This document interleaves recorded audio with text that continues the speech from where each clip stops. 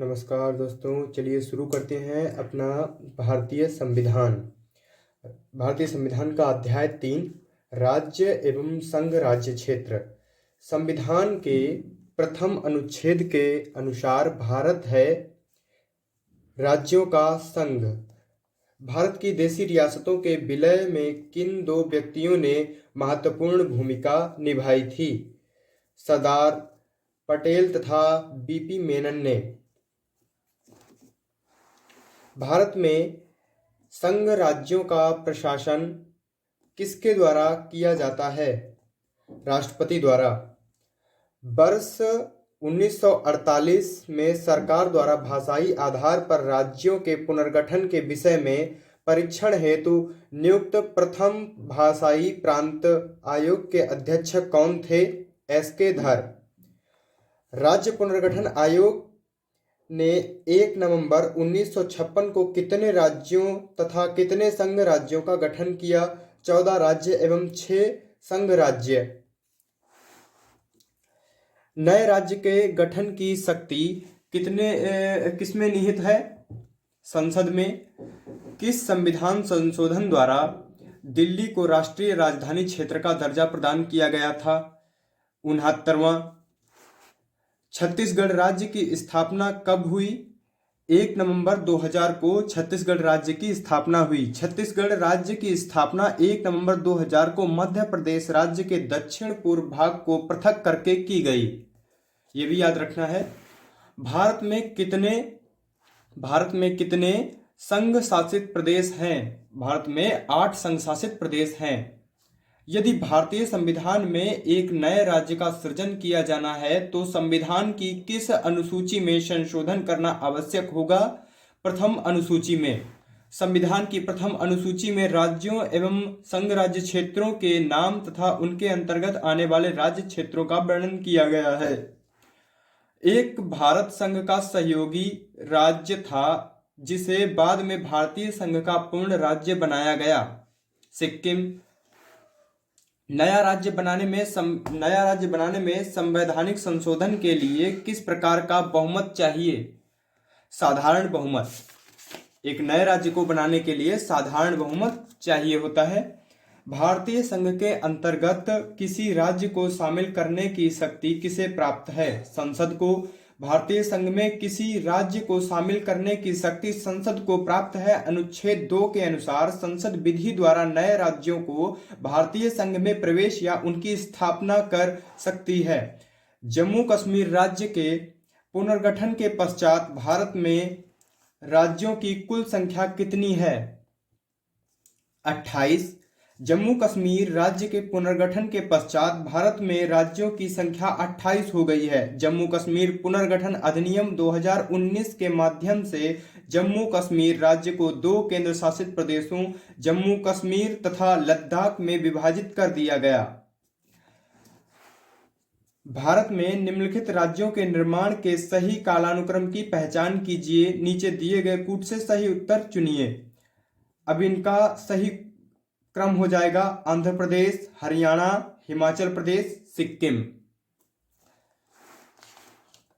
राज्यों की स्थापना का सही आरोही क्रम होगा नागालैंड, मेघालय, सिक्किम, अरुणाचल प्रदेश। ए उत्तर सही हो जाएगा, नागालैंड, मेघालय, सिक्किम, अरुणाचल प्रदेश।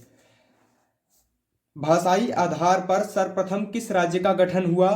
बी सही हो जाएगा, आंध्र प्रदेश। भाषाई आधार पर सर्वप्रथम आंध्र प्रदेश राज्य का गठन किया गया 16 दिसंबर 1952 को 56 दिन की भूख हड़ताल के बाद पोट्टी श्रीरामुलु की मृत्यु हो गई। इनकी मृत्यु के पश्चात यहां व्यापक जन आंदोलन हुए। फलस्वरूप मद्रास प्रेसिडेंसी से तेलुगु भाषी क्षेत्र को अलग करके 1 अक्टूबर 1953 को आंध्र प्रदेश राज्य का गठन किया गया। लोकसभा में संघ राज्य क्षेत्रों के लिए कितनी सीटें आरक्षित हैं? 20 सीटें आरक्षित हैं। अब चलते हैं नागरिकता की ओर। अध्याय 4, संविधान का कौन सा भाग नागरिकता से संबंधित है? भाग 2। भारतीय संविधान निम्न में से कौन सी नागरिकता प्रदान करता है? एकल नागरिकता, भारतीय संविधान एकल नागरिकता का प्रावधान करता है। भारतीय संविधान में एकल नागरिकता का उपबंध ब्रिटेन के संविधान से लिया गया है। जम्मू कश्मीर भारत का एकमात्र राज्य है जिसके नागरिकों को दोहरी नागरिकता ड्यूअल सिटीजनशिप प्राप्त है। भारतीय संविधान नागरिकता प्रदान करता है जन्म के आधार पर, निवास के आधार पर, देशीकरण के आधार पर, मतलब तीनों सही हो जाएंगे, उपयुक्त सभी के आधार पर। किस देश में दोहरी नागरिकता का सिद्धांत स्वीकार किया गया है? संयुक्त राज्य अमेरिका में। किस स्थिति में किसी भारतीय नागरिक की नागरिकता समाप्त हो सकती है? किस स्थिति में किसी भारतीय नागरिक की नागरिकता समाप्त हो सकती है? परित्याग करने पर, पर्यावसन करने पर, वंचित किए जाने पर, या उपरोक्त सभी। इसमें डी सही हो जाएगा, उपरोक्त सभी, यानी तीनों सही हैं।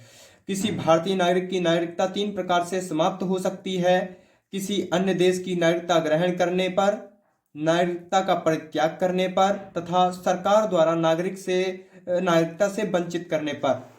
संविधान के 26 नवंबर 1949 को अंगीकृत किए जाने के साथ संविधान के कौन से प्रावधान परंतु तुरंत लागू कर दिए गए?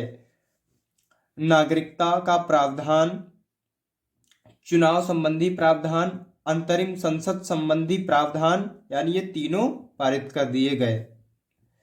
भारतीय संविधान की उद्देशिका में उल्लेख किया गया है कि 26 नवंबर 1949 को भारत के लोगों ने संविधान को अंगीकृत, एडॉप्टेड, अधिनियमित और आत्मार्पित किया। इस दिन नागरिकता, चुनाव, अंतरिम संसद, अस्थायी और संक्रमणकालीन आदि उपबंधों को लागू कर दिया गया, जबकि संविधान के शेष उपबंध 26 जनवरी 1950 को प्रभावी हुए। अब चलते हैं मूल अधिकार। भारतीय संविधान के किस भाग में नागरिकों के मौलिक अधिकारों का उल्लेख किया गया है? भाग 3 में। कौन सा मूल अधिकार भारतीय संविधान में नागरिकों को नहीं प्रदान किया गया है? कौन सा मूल अधिकार भारतीय संविधान में नागरिकों को प्रदान नहीं किया गया है? सूचना का अधिकार। किस अनुच्छेद में समता के अधिकार का प्रावधान है? अनुच्छेद 14 में। भारतीय संविधान के भाग 3 में निहित मौलिक अधिकारों के अंतर्गत समता के अधिकार का उल्लेख अनुच्छेद 14 से 18 तक किया गया है। अनुच्छेद 14 के अनुसार राज्य नागरिकों को विधि के समक्ष समता से या विधियों के समान संरक्षण से वंचित नहीं करेगा। भारतीय संविधान का कौन सा अनुच्छेद अस्पृश्यता का उन्मूलन करता है? अनुच्छेद 17। कौन सा युग्म सुमेलित नहीं है? अनुच्छेद 14 विधि के समक्ष समता, ये भी सही है। अनुच्छेद 16 अवसर की समानता, ये भी सही है। अनुच्छेद 17 उपाधियों का अंत, ये गलत है, ये गलत है, उपाधियों का अंत नहीं होगा, इसमें अस्पृश्यता का अंत आ जाएगा। अनुच्छेद 18 सैन्य उपाधियों की अनुमति, ये भी सही है। कौन सा अधिकार भारतीय संविधान द्वारा प्रदत्त एक मौलिक अधिकार नहीं है? संपत्ति का अधिकार भारतीय संविधान द्वारा प्रदत्त एक मौलिक अधिकार नहीं है। संपत्ति का अधिकार। प्रेस की स्वतंत्रता किस अधिकार में निहित है? भाषण की स्वतंत्रता। प्रेस की स्वतंत्रता किस अधिकार में निहित है? मतलब भाषण की स्वतंत्रता में। भारतीय संविधान का अनुच्छेद 19 प्रदान करता है 6 प्रकार की स्वतंत्रताओं को, जैसे अभिव्यक्ति की स्वतंत्रता, सम्मेलन करने की स्वतंत्रता, संघ बनाने की स्वतंत्रता, आवाज संचरण करने की स्वतंत्रता, मतलब इधर उधर जाने की स्वतंत्रता, निवास करने की स्वतंत्रता, व्यापार करने की भी स्वतंत्रता। किसी अपराध के अभियुक्त को स्वयं अपने विरुद्ध गवाही देने के लिए बाध्य नहीं किया जा सकता। भारतीय संविधान के किस अनुच्छेद में यह प्रावधान है? अनुच्छेद 20 का 3 में।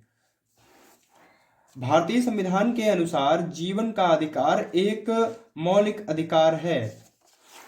6 से 14 वर्ष के आयु के सभी बच्चों, शिशुओं को शिक्षा का अधिकार एक मूल अधिकार है। मूल अधिकारों के अंतर्गत कौन सा अनुच्छेद बालकों के नियोजन से प्रत्यक्ष रूप से संबंधित है? अनुच्छेद 24। किसी धर्म विशेष के संवर्धन के लिए करों के भुगतान की अनिवार्यता से मुक्ति की गारंटी दी गई है? अनुच्छेद 27 द्वारा। अनुच्छेद 27 द्वारा। रिक्त स्थानों की पूर्ति करें।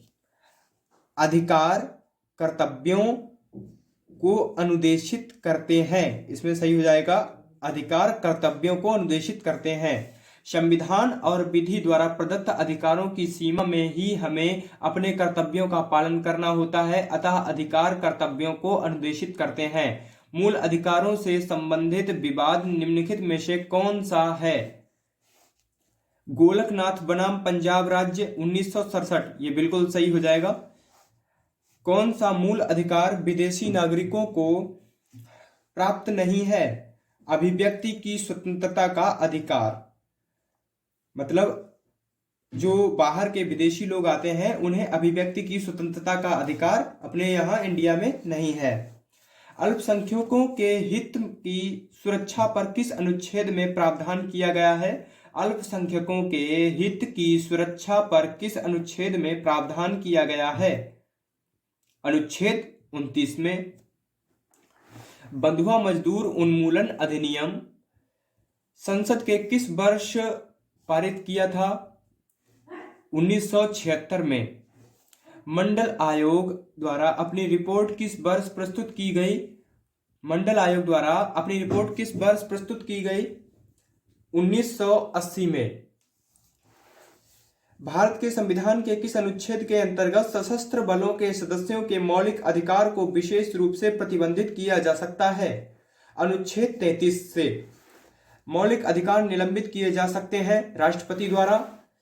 निम्नलिखित में से किसको संविधान द्वारा मौलिक अधिकारों के संरक्षण की शक्ति दी गई है? सर्वोच्च न्यायालय एवं उच्च न्यायालय को। सर्वोच्च न्यायालय एवं उच्च न्यायालय को।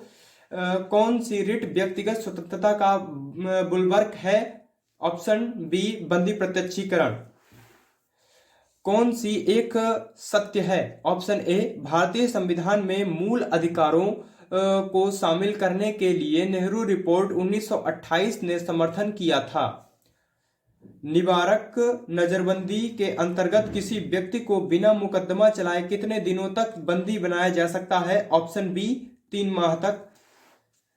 उच्चतम न्यायालय के अनुसार निजी भवनों के ऊपर राष्ट्रीय ध्वज को फहराना संविधान के किस अनुच्छेद के अंतर्गत सम्मिलित किया गया है? ऑप्शन बी, अनुच्छेद 19(1) का। अब आते हैं नीति निर्देशक तत्व एवं मौलिक कर्तव्य, अध्याय 6।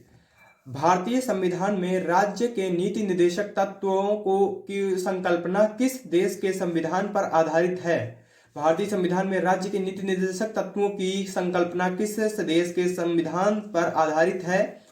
Option B, Ireland. संविधान के अंतर्गत भारतीय लोकतंत्र के आदर्शों को हम कहां देख सकते हैं? ऑप्शन ए, भाग 4 में।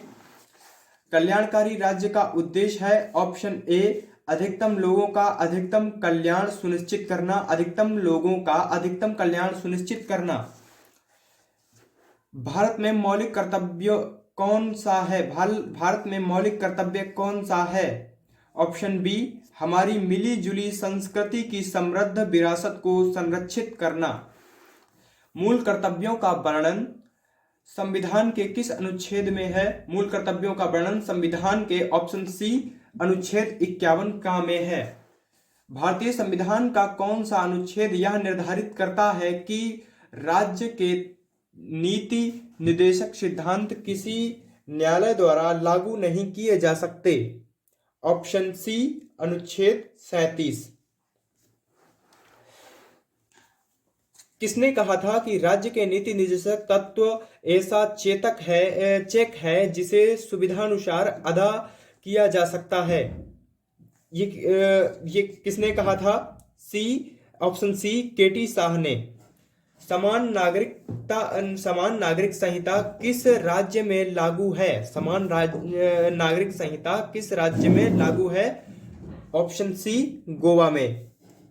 भारतीय संविधान के किस अनुच्छेद में समान न्याय एवं निःशुल्क विधि सहायता का प्रावधान है? ऑप्शन बी अनुच्छेद 39 का में। भारतीय संविधान के किस अनुच्छेद में राज्य को ग्राम पंचायतों के गठन का निर्देश दिया गया है? ऑप्शन बी अनुच्छेद 40। कार्यपालिका से न्यायपालिका के पृथक्करण का सिद्धांत संविधान के किस भाग में वर्णित है? ऑप्शन सी राज्य के नीति निर्देशक तत्व। ऑप्शन सी राज्य के नीति निर्देशक तत्व। नीति निर्देशक सिद्धांतों में कौन सा सिद्धांत गांधीवादी विचारधारा पर आधारित नहीं है? ऑप्शन बी 14 वर्ष तक के सभी बच्चों के लिए अनिवार्य तथा निःशुल्क शिक्षा।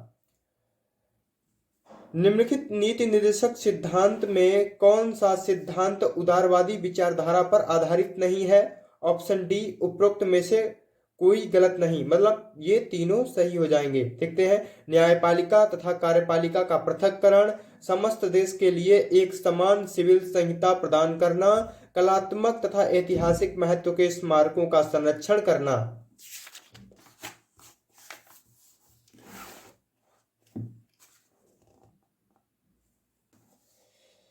निम्नलिखित नीति निर्देशक सिद्धांतों में कौन सा सिद्धांत समाजवादी विचारधारा का प्रतीक है? ऑप्शन डी उपरोक्त सभी को जीवन निर्वाह के उपयुक्त साधन प्रदान करना, संपत्ति तथा उत्पादन के साधनों का कुछ लोगों में संकेंद्रण को रोकना तथा उनका न्यायसंगत वितरण सुनिश्चित करना, कार्य की न्यायसंगत और मनोवांछित दशाओं तथा प्रसूति सहायता का प्रावधान। मौलिक कर्तव्यों का समुच्चय सदैव अंग होता है। ऑप्शन सी समाजवादी संविधान का। भारत के प्रत्येक नागरिक का यह कर्तव्य होगा कि वह प्राकृतिक पर्यावरण का संरक्षण एवं सुधार करे। यह कथन भारतीय संविधान के किस अनुच्छेद से संबंधित है? अनुच्छेद 48 का। कौन सा एक विषय वह है जिसे संविधान में भारतीय नागरिकों के मूल कर्तव्यों की सूची में शामिल किया गया है? ऑप्शन बी वैज्ञानिक स्वभाव, मानववाद और ज्ञानार्जन तथा सुधार आदि की भावना विकसित करना। भारतीय संविधान का अनुच्छेद 41 किससे संबंधित है? ऑप्शन बी राज्य के नीति निर्देशक सिद्धांत। भारतीय संविधान के अनुच्छेद 43 का में वर्णित उद्योगों के प्रावधान में श्रमिकों की भागीदारी किससे संबंधित है? ऑप्शन सी राज्य के नीति निर्देशक सिद्धांत। आज के लिए इतना ही दोस्तों। अगर वीडियो अच्छा लगे तो लाइक तथा सब्सक्राइब करें और अपने दोस्तों में भी शेयर करें। आगे आने वाले वीडियो में और भी मैं क्वेश्चन कराऊंगा। तब तक के लिए जय हिंद।